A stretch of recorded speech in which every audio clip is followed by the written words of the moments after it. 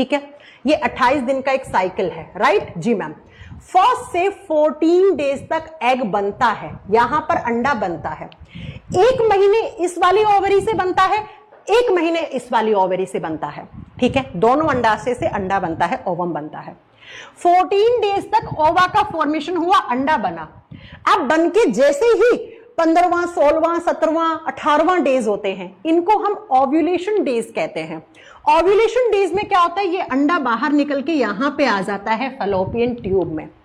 ये इंतजार करता है स्पर्म्स का, शुक्राणु कोशिकाओं का ये इंतजार करता है। अगर स्पर्म्स नहीं आए, मान लो आ गए स्पर्म्स इन डेज में, कौन से डेज में, 15, 16, 17, 18 डेज, ये हाई डेज माना जाते हैं प्रेगनेंसी के लिए, तब तो ये अंडा और ये स्पर्म्स जुड़ जाएंगे और ये बच्चा बन जाएगा।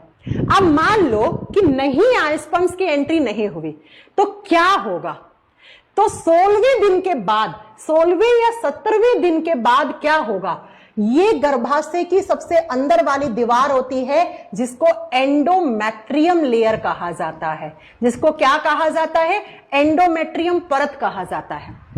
जैसे ही 17वां दिन या 16वां दिन क्रॉस हो जाता है, उसके अगले दिन से ये एंडोमेट्रियम की दीवार सूजना, इसमें स्वेलिंग शुरू हो जाती है और धीरे धीरे ये इतनी ज्यादा, यहां पे क्या है, एंडोमेट्रियम लेयर में ब्लड टिश्यूज होते हैं, खून से भरे हुए उत्तक होते हैं बेटा यहां पर, ठीक है।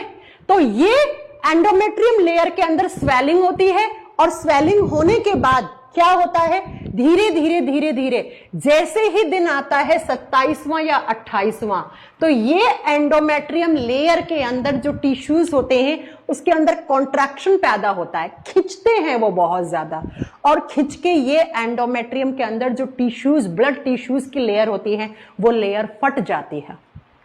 और फटके, क्योंकि उस लेयर में खून है, तो वो खून ऐसे बाहर निकलता है अगले 4 से 5 दिन के लिए। और इन्हीं 4-5 दिन में जो ये ब्लड बाहर निकल रहा है, इसी को मेंस्ट्रुअल फ्लो या पीरियड्स कहते हैं।